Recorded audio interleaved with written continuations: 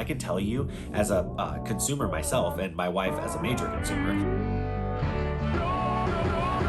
Welcome back everybody to the channel. Definitely hit subscribe, ring the bell, because we're doing 365 days worth of videos to help entrepreneurs and business owners like you get the help that you need. So today I want to talk to you guys about websites, and websites are still definitely important in 2022, especially if you're a product-based business, but I think everybody needs to have a website.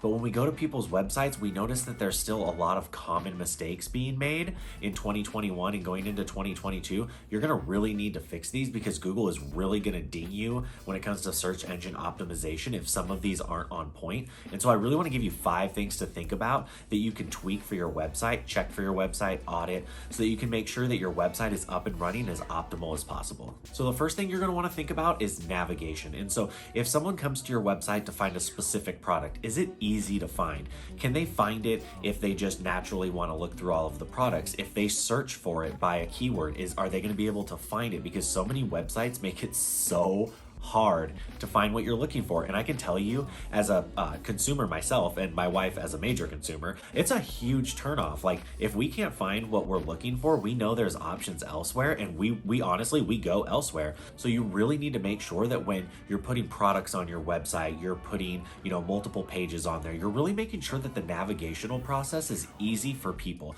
So what I always tell people to do is have friends go through your website, have them try and find specific products just as a test. Have other people put eyes on your website just to make sure that everything is optimized as far as navigation goes. So the second thing that you're going to want to make sure of is that you have testimonials, and not just testimonials, but really good testimonials, because as personal branding becomes more important, as everybody starts talking about those buzzwords like know, like, and trust, people are going to want to start doing business with people that they can see have results, and testimonials are a great way to show that.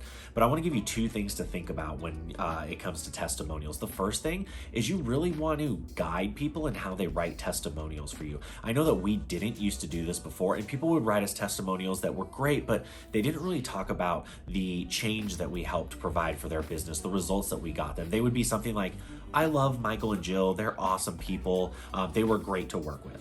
Well, that's really, really nice, and obviously we love hearing words like that, but that doesn't really help a prospective buyer. Well, okay, that's great that they're nice people, but they're a digital marketing agency, what sort of results am I going to get, with them? And so the testimonials that you have on your website, they really need to talk about, if it's a product, why your product was so great. Hey, this skincare product was great because it's all natural ingredients, cruelty-free, all this. It really needs to get into the specifics of why it's great, and also the change. So if it was, say, a diet plan, this diet plan was so great, I had tried, 6 other diet plans, but I loved this one because I lost 15 pounds. I really think the reason why is because it had a really specific area where this did that. Testimonials like that are so much better because people then say, oh wow, okay, I'm actually seeing the results, I'm hearing them, and so okay, now this makes sense. I can see the change happening for myself, as opposed to just hearing oh, we're great people and that was a great diet plan. It's well, every diet plan is great, everybody says everything's great, but they really need to understand why it's great. And then the second part of testimonials is you really want to think about getting more video testimonials on your website than anything else, because as we go to short form video with TikTok and Reels and everything else, people are going to want to see video testimonials on your website because they build so much more trust.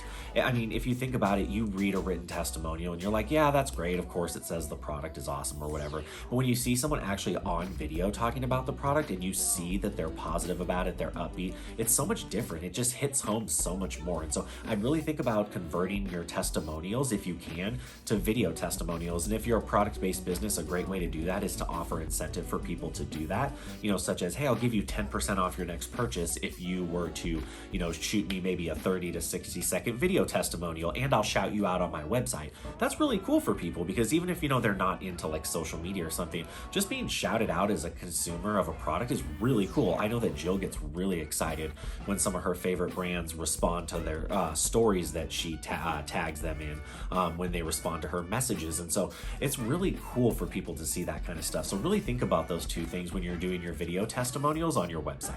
The third thing you're going to want to make sure of when it comes to your website is to have a really good about section. And again, like I was talking about with testimonials, I think this is a great place to do a video. I've seen some of our friends do the video actually as the homepage on their website, and so I can think of one designer friend we have. Her video goes at the top, and it's almost like a top banner, and then you scroll down and the video video goes with it onto, she's obviously a designer, so it looks really, really cool. But I think that doing a video as your about section is a great way to build that personal branding, that know, like, and trust. But if you don't have a way to do that, just make sure that you really differentiate why you're different, you know? So say if you're a coach, like, why are you better than or different than, you know, a coach that does the same thing? If you sell a skincare product, why is your skincare product different than, you know, this skincare product or that skincare product? Like, why are you different to work with than any other company? Really highlight the differences in your about section and really give your you know, your audience a chance to get to know you. We talk about how we fell in love,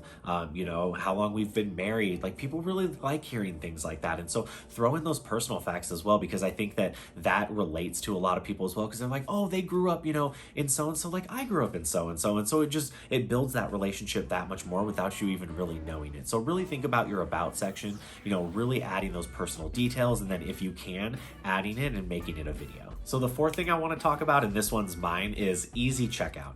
I can't stand when it takes forever to check out as a product-based business, whether it's Amazon or anywhere really. Checkout should be really, really simple. You should just be able to put in your details, put your card in, click it, and be done. I hate when there's these extra steps, or there's these, you know, oh, you might like these that are similar, and then there's another page after that. Like, if I'm buying something, I just want to buy it and be done. And so I think really making the whole checkout process very, very seamless and easy. I think I read a blog that said it should really only be 2 to 3 steps. It should be you putting in like your shipping information, your payment information, and then your confirmation. And that's really all that it should be. And I really agree. I think the easier that you can make it, the more conversions you'll see. And so if you're a product-based website, a really easy way to check this is see how many abandoned carts you have. And if you have a lot of abandoned carts, you might have too long of a checkout process. And so if that's the case, maybe think about auditing your checkout process and see if you can shorten it up. But definitely looking at your whole checkout process as a whole, because the simpler you make it, the more likely people are to convert. The fifth and the last thing, and I don't think a lot of businesses understand just how powerful this can be because it's more of a long-term play, is having a blog. And you know, a lot of people don't think about it, especially for product-based businesses, because, you know, they're so busy doing all of the other things, which totally makes sense, that they're like, why do I need a blog? Well, a blog isn't just a great way to build audience with people, to build the expertise and authority, but it's also a great way to show up on page 1 of Google. And so I know that our blog shows up on page 1. We get 2,000 hits to our blog a month. And so could you imagine getting 2,000 extra hits to your website a month? So imagine that somebody maybe comes across your blog, and so they click on it, you know, after Googling something, and they read your blog and they're like, oh my gosh, they're like a whole skincare line, because say it was, you know, reading about a certain, you know, type of product or something like that. Well, and then they notice that you have a whole website and you have products, and they thought you were just information, but now you're a business. Well, maybe they start checking out your products and seeing what you have to offer. Maybe they buy one. You never really know. And so, but just having that extra traffic to your website because of the blog can bring you so much extra sales, leads, traffic. And so really think about having a blog, whether you can write it yourself. I mean, if you can allocate, you know, 30 minutes a week to writing a blog, or maybe hiring somebody, maybe for a couple $100 a month just to write you some really good blogs. I think having a blog on your website is a necessity in 2022. And if you want to learn more about why a blog is so important, you can look at the card here. I don't know which way it is, but I'm pointing in both directions. So I don't know, whichever one it is, you can click that card there. So I know I said there was only 5, but Jill wanted me to throw in an extra one because this one I think annoys her just as much as it annoys me. And it's 2 parts. It's the links to your socials on your website. And so I'll talk about the first part. A lot of people don't have the links to their socials. You would be surprised sometimes at, like, because I want to go down the rabbit hole. If I want to find someone's Pinterest or their Instagram, like, I want to find it, so I'll look.